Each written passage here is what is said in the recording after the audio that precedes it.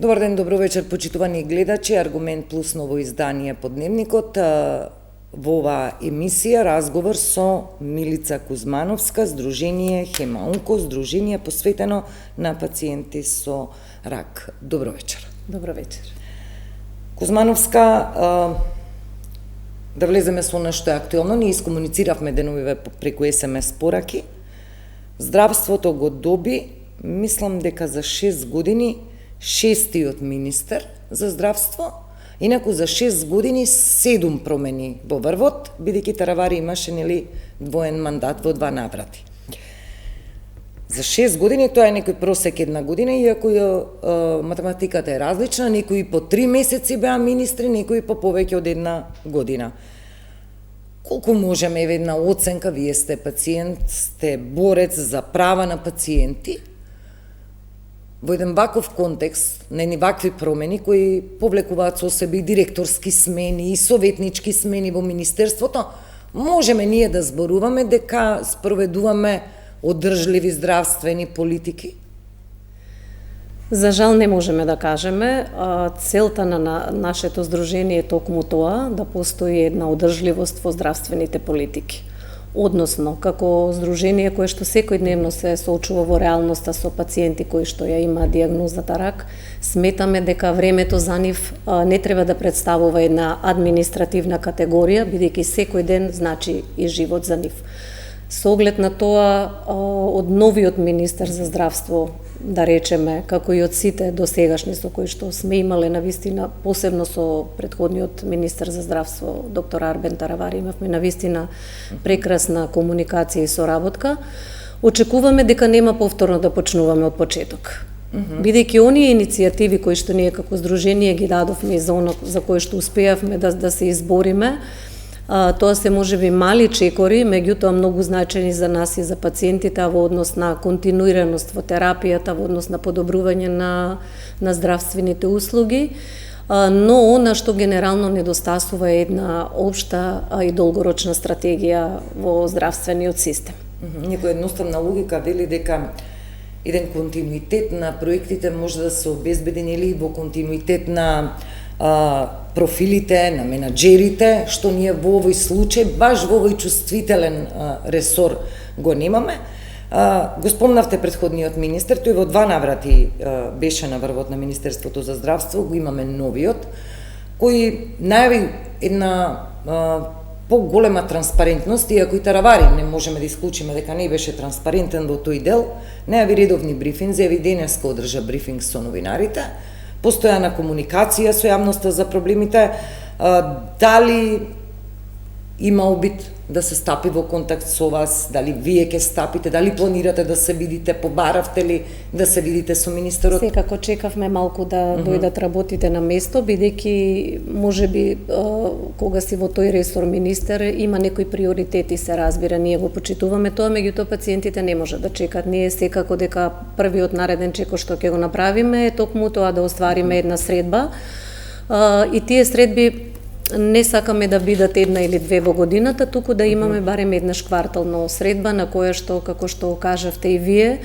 ќе постои една транспарентност и еден, да речеме, добар однос, добра комуникација помеѓу нас во однос на тоа.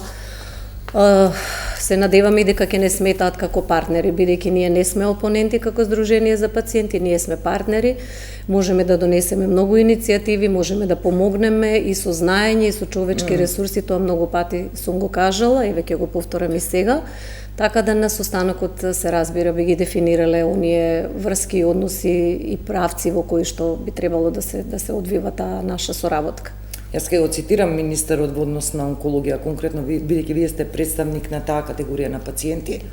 Ако ве прашам, еве, или министерот да ве праша, според вас, ја знаете добро состојбата и како пациенти, како бореците за правата на таа категорија на пациенти, што би требало да бидат првите 3 приоритети или 2 приоритети на министерот, за да малку пациентите кои се борат со оваа болест ја почувствуваат промената на подобро зборува? Не дека и досега тоа не е остварено, морам да спомнам дека во соработка со Фондот за здравство и со господинот, со директорот Сашо Клековски, направивме еден план за рак за 2025 година, кој што е наречен токму е по иницијатива на нашето здружение Хемаонко план за рак за 2025. Меѓутоа, многу проблеми има и многу предизвици има во нашиот здравствен систем. Ние имаме потполно руинирано здравство. Значи, од каде да се почне, мислам дека многу приоритети има, подеднакво важни, но за кога зборуваме за пациентите со рак, мислам дека сепак терапијата е она кое што е најважно, да ја има во континуитет, да не се оставаат пациентите без терапија, а во некоја догледно време или блиска иднина, да кажеме, веќе да можеме и да зборуваме за новите терапии, односно оние кои што ги има во светот и во Европа, и кои што се многу подобри и даваат многу помалку несакани ефекти, односно кои зголемуваат квалитетот на живот на овие пациенти, што е една многу важна категорија, можеби и најважната категорија според некои прашалници кои сме ги правеле со пациентите. Одговорот е тој дека квалитетот на живот е навистина она што за пациентите во текот на третманот и после тоа е многу важен. Рехабилитацијата, палијативната нега се исто така горливи прашања, бидејќи не е само да се лекува пациентот и да се излекува, туку после излекувањето, значи потребна и рехабилитација, а тоа се однесува на менталната состојба, менталното здравје, потоа нели потребно е да се вратат на работа, да се социјализираат на некој начин, да ги надминеме тие стигми и бариери. И условите за третман во самата болница, велам болница бидејќи е само една болница, еден објект, што ги третира сите пациенти од целата држава. За жал, треба да се тоа е веќе спомнато дека ќе се реализира, меѓутоа еве да видиме новиот министер, се надеваме дека нема да почнува од почеток. Тоа не подразбира дека ќе ги наследи политиките или она што останало од претходниот министер, меѓутоа очекуваме едноставно да ја продолжи таа иницијатива и да ја обезбеди таа дисперзија, односно да ги оспособат оние центри кои што се во Битола, во Штип, како што зборувавме во Тетово, за да можат пациентите нели не само да се слеваат тука кај нас во Скопје, во главниот град, да им се улесни на некој начин и примањето на терапијата и патувањето, тоа многу би значило за пациентите. Меѓутоа кога зборуваме за болничките капацитети, тоа е исто така еден многу голем проблем. Значи реновирање, обновување, посовремени нели апарати ни се потребни, меѓутоа и човечки ресурси, бидејќи знаеме дека хронично недостасува персонал кој работи еве конкретно на клиниката за онкологија. Ке прочитам некои од првите изјави што ги даде министерот, најави дека онкологија сака да биде негов приоритет. Остро ја критикуваше моменталната состојба, со зборовите инфраструктурата е недостојна, се срамам од условите на онкологија, во чекалните нема ни столчиња, тоа мора да се промени веднаш. Се скенираат условите во регионалните болници да се види дали ќе може дел од пациентите да ја примат онколошката терапија поблиску до местото за живење. Овие реченици ние ги слушаме и од секој министер. Секојдневно ги така е. Секој министер ги кажува, но каква е реалност? Ајде да почнеме едно по едно. Велиме редовна терапија, тоа е примарното за пациентите. Тоа е примарното за пациентите, меѓутоа и условите во кои што се прима таа терапија се многу важни. Сакав да одиме најпрво за терапијата, редовноста, па условите во кои ја примаат, па на крајот еве и овие инфраструктурни услови воопшто. Вчера информиравме ние еве и денеска дел од таблетите што ги примаат оваа категорија на пациенти ги нема во аптеките. Значи повторно ние информираме за недостиг на одреден лек кој го нема. Вака сега. По однос на ова прашање би сакала да кажам дека важно е дека по иницијатива на Хемаонко се оформи една Facebook страна на клиниката за радиотерапија и онкологија и на неа се договоривме редовно да се споделуваат информации, бидејќи пациентите често и постојано се јавуваат, значи ние немаме секогаш одговори на сите прашања. Затоа треба да се јавиме на онкологија, на директорот. Обично комуникацијата е, да речеме, од прва рака, бидејќи не сакаме да калкулираме со информации, тоа е многу неблагодарно кога се однесува за пациенти. Потоа ја пренесуваме информацијата на пациентите. Меѓутоа сега веќе имаат прилика на страната, Facebook страната на клиниката за радиотерапија и онкологија да ги видат сите информации, меѓу кои ќе споменам и за претходното проширување на капацитетот, односно неколку нови чекални се оспособени веќе за да примат повеќе пациенти, бидејќи знаеме бројот е огромен кога се однесува на клиниката за онкологија и постојано е, да кажеме, полно со пациенти. Значи, неколку нови чекални се веќе направени и климатизирани. Тоа е еден мал чекор, меѓутоа позитивен, да не биде се црно, нели, позитивен во однос на... Секако ќе го споменев тоа, значи, јас само го цитирав министерот, знам, лично видов дека има чекални со нови столици, па дури мислам дека има и монитори за редослед на повикување на пациентите. Прво сакав да прокоментираме дека сепак информираме дека дел од терапијата која што ја подигнуваат во аптеките во моментов ја нема. Значи, тоа го потврди и самиот директор на онкологија, со образложение дека сепак во дистрибуција има некој застој, дека тоа ќе се надмине. Но така, фактот е дека... Да, обично административни се проблемите, бидејќи набавката на лекови е нешто што е веќе континуиран процес, нели, тука нема проблем, меѓутоа од барањето за набавката на лековите на ниво на клиника на онкологија, значи понатаму се проблемите кои што се јавуваат.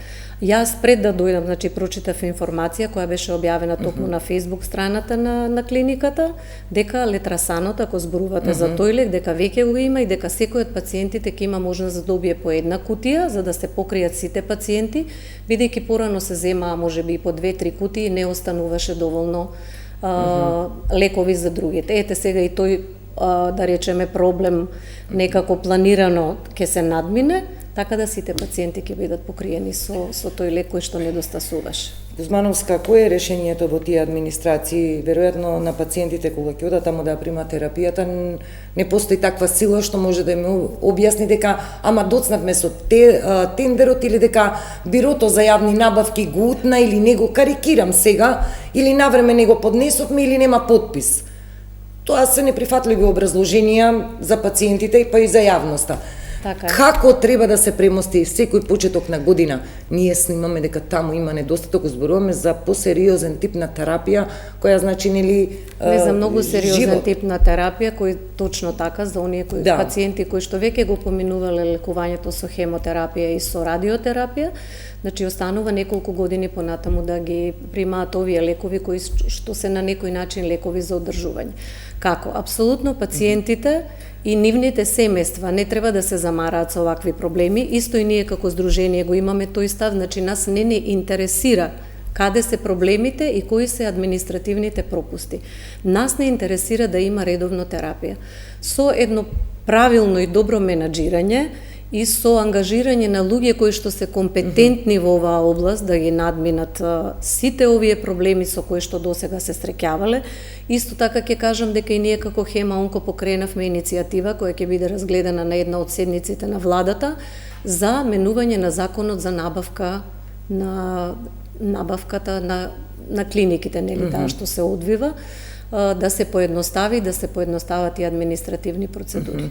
Значи, веројатно сепак може, сакам да кажам дека секако дека може. Секако што може секаде во другите земји во светот да биде секако што треба, може и кај нас. Еден од аргументите на здравствените власти беше дека постојано расте бројот на болни, не може да се предвиди таа рамка, но сепак некако може со плюс-минус некои отстапки да се предвиди и тоа не може да биде образложение зошто навреме во очи на некоја следна календарска година не може навреме да се спроведат административните процедури, за навреме да се обезбедат, бидејќи тие 2 месеци понекогаш навистина се хорор, тие јануар, февруар, март за пациентите кога секогаш недостатокот точно така на лекови се во тој период, меѓутоа нашата влада и нашето Министерство за здравство и компетентните институции во здравствениот систем треба да размислуваат за една стратегија на превенција и на здрав живот на овие граѓани, за да имаме една здрава популација, една здрава млада нација.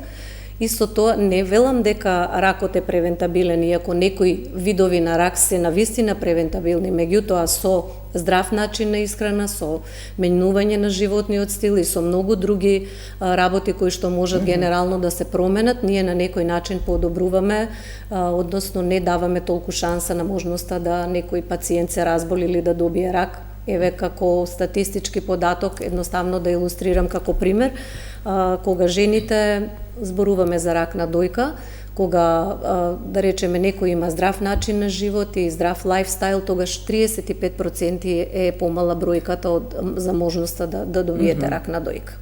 Сепак, значи, Сепак, тој начин превенцијата игра голема улога, да, по здравјето. А превенцијата, дел од превенцијата е таа, како да кажеме, едукација, информација. Апсолутно, што кај нас не липа, дури навремени прегледи, можеби, и тие значи, имаат навремени прегледи, учинок. ете така, тоа се скрининг програмите, ние тоа бараме, значи бараме да се активираат тие скрининг програми, да се доведат нови скрининг програми. Искуството кое што го носиме ние, зборувам во рамките на мојата компетенција како подпредседател на Сдружение за пациенти со рак, значи не сум доктор и не сакам никого да навредам, меѓутоа и ние сме навистина многу едуцирани, често одиме на такви едукации, имаме можност да следиме и медицински сесии, значи имаме знаење и од медицината. Сакам да кажам дека има многу нови диагностички методи кои што во светот веќе се користат. Да, ќе ве прашам тоа, на крај вие бевте надвор од државата. Сакам на втората позиција ве кратко, бидејќи веќе го ситниме разговорот, дисперзија на третманот на пациенти и повторно тука има една реченица, би сакали ние и во Штип, ама таму има само еден онколог. Значи, дисперзија, тоа го зборува секој. За жал имав една прилика, разговарав со брачен пар повозрасен пред онкологија. Дојде ни беа од Битола, вела тргнавме се бајле во 6 за да стасаме тука. Добро ќе биде ноќес како се вратиме дома. Повозрасни луѓе дошле од Битола да примат терапија и да се вратат. Тоа е можеби повеќе од 13-14 часа. Ова е во некој оптимистичко сценарио, тој тип на пациенти доаѓаат во Скопје. Дисперзија останува како желба, како ветување на секој министер, заедно во пакет дека ќе има кадровско зајакнување на онкологија. Од тоа до сега, што се случи? Од тоа до сега на онкологија се веќе примени некои млади специјализанти, кои што понатаму својата работа ќе ја насочат за да бидат специјалисти онколози. Тоа е еден од добрите примери, еден чекор напред за унапредување и на здравствениот систем, меѓутоа и за условите на онкологија. Би требало, како што кажав, голем проблем е тој недостаток на човечки ресурси. Значи, сепак кога зборуваме, пак се враќаме на едно исто, значи стратегијата на оваа држава во здравствениот систем, каде одат тие специјализации. Би требало барем да се направи една патека, каде е потребно најмногу да се специјализира и таму да се насочуваат студентите, бидејќи ние, како што кажав, имаме хроничен недостаток на онколози, на патолози, на хематолози и така натаму.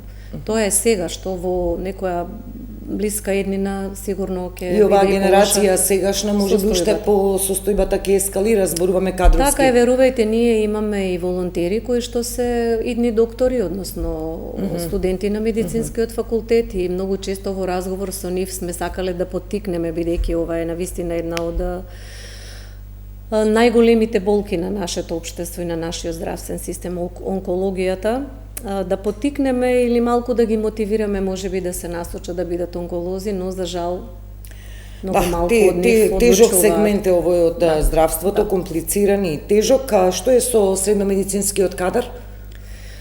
Имате ли некоја информација? Постојано таа битка таму се води меѓу пациентите. Така. Меѓутоа беше ветено повторно ќе се вработа толку сестри. Мислам дека актуелниот директор имаше направено листа приоритети, колку луѓе, колку медицински сестри. Така, веројатно се чека на нечив подпис, бидејќи сега со промена на министерот многу работи се стопирани, овој застој се надеваме дека нема да трае многу и дека министерот ќе продолжи онаму каде што веќе нешто сме изградиле, значи некоја основа постои, се надеваме дека честно и транспарентно ќе продолжи да гради и да соработува со сите оние кои што се во доменот на здравството, се разбира за подобар здравствен систем на сите граѓани.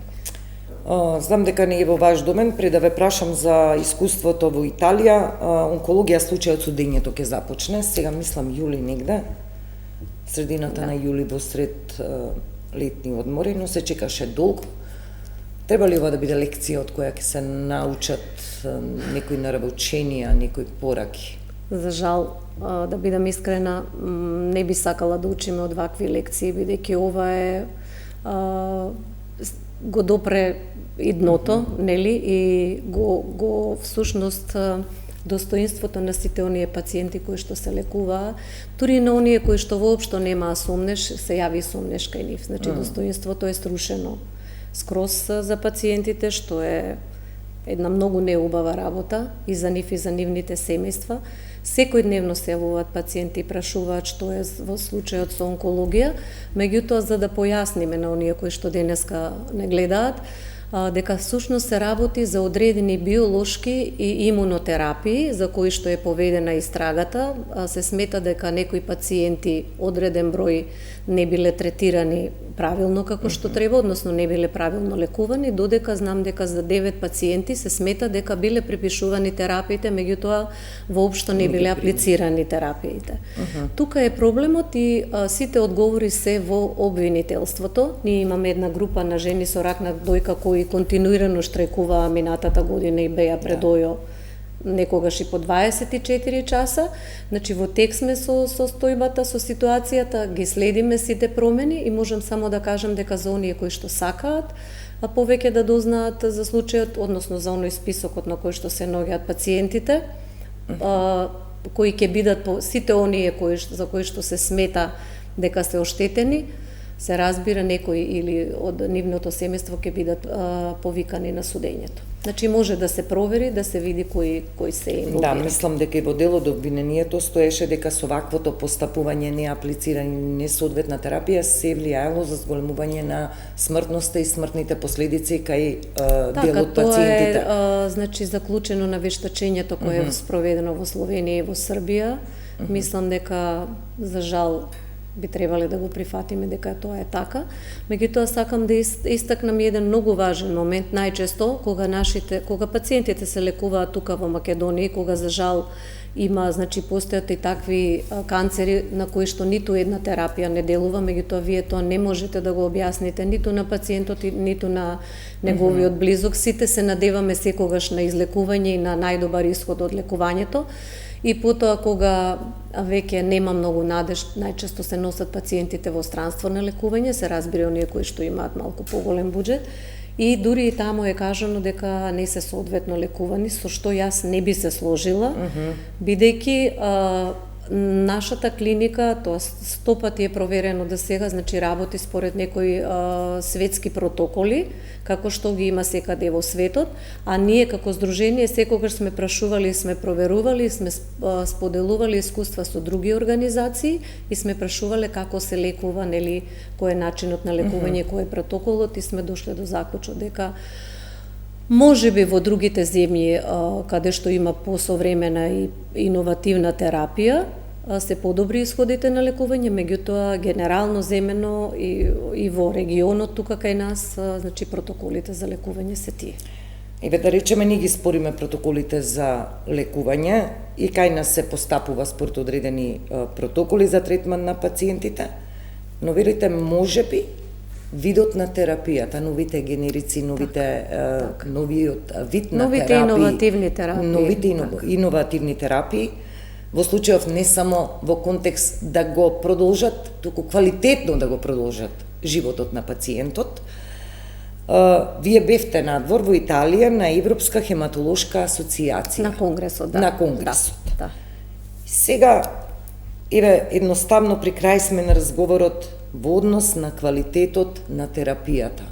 Ние и светот, еве малку поразвиениот дел од светот.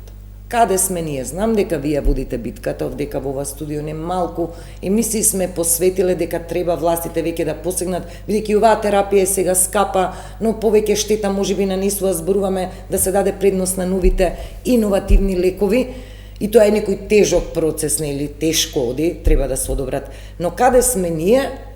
Каде е Европа? Па дури не би рекла ЕУ. Имаме многу примери, заминуваат наши пациенти во Турција на третман. Во Турција и во Словенија, да. И каде сме во однос на терапијата? Многу далеку, за жал, многу далеку сме, бидејќи се она што е ново иновативно, веќе веднаш откако ќе биде објавено дека има дозвола за користење на тие лекови, додека постапката на регистрација, тие веќе почнуваат да се користат. Значи, такви земји се САД, да кажеме, Обединетото кралство, Англија, норвешките земји, Шведска и така натаму, поразвиените земји. Меѓутоа, за жал, кај нас ние знаеме дека овде пациентите никогаш нашата држава не го одобрува купувањето на оригиналниот лек, него тоа се секогаш генерики. Така. Што има влијание, што веќе го менува... Секако дека има влијание, бидејќи ние во нашето здружение имаме и пациент кој за среќа има фамилија која што живее во странство, така да оди и си го набавува лекот. Сега не е благодарно да кажам за кој лек се работи, меѓутоа го набавува оригиналниот лек од странство, да речеме од Германија и од Ирска, така да си живее многу квалитетен живот. И оваа битка за нови лекови, за нова листа на затоа сме ние тука пациентските организации, бидејќи ние навистина имаме храброст, а имаме и силен глас, бидејќи пациентот мора да се слушне. Се е тоа убаво, и планирање, и нели комуникацијата со докторите и со клиниките, меѓутоа ако вие во предвид не го земете гласот на нашето и на сите здруженија, не само за нашето, на сите оние кои пациентите, така. Значи ние сакаме да бидеме вклучени на секое ниво на одлучување кога се работи за пациентите со рак. Јасно ми е мене кога зборуваме за овој нов тип на терапија, сето тоа можеби значи нова буџетска издашност, можеби поскапи лекови, да, поскапи, меѓутоа многу поефикасни лекови кои даваат подобар квалитет на живот. Секој пациент и секој еден човек на оваа земја, на оваа планета има право на тоа. Зошто нашите пациенти не би можеле да ги добиваат најквалитетните лекови? Значи тоа со едно правилно и честно планирање мислам дека може да се оствари. Ништо не е неостварливо, само треба да се има желба и малку повеќе да се работи на тоа. Ви благодарам, ајде се надевам дека ќе имате средба со министерот, можеби ќе биде расположен да пренесете и некои навистина искуства од оваа конференција што беше одржана. Секогаш ги пренесуваме искуствата и тука се трудиме да ги имплементираме заради нашите пациенти. Ние му посакуваме на министерот убав почеток и добар почеток, се надеваме дека ќе има волја и сила да издржи, бидејќи ресорот во кој што работи навистина е многу предизвикувачки и тежок, ќе има многу работа, но еве да кажам дека ние како здружение сме секогаш тука за да помогнеме во се она во кое што сме компетентни и каде што можеме. Ајде да му дадеме простор на, како рековме, шестиот министер по ред за 6 години, барем да исполни дел од ова што го најави како приоритети. Тука сме ќе следиме работата за пациентите, повторно се надеваме примарно редовна терапија да има. Па за другото во чекалните или за столиците некако ќе се менаџираме дневно. Се надеваме дека полека, чекор по чекор одиме кон подобрување на здравствениот систем и мораме да тежнееме кон тоа, никогаш да не се откаже. Милица Кузмановска, Хемаонко здружение, ви благодарам за овој околу 30 минутен разговор. Благодарам и јас. Почитувани, овде завршува Аргумент Плюс, од мене пријатно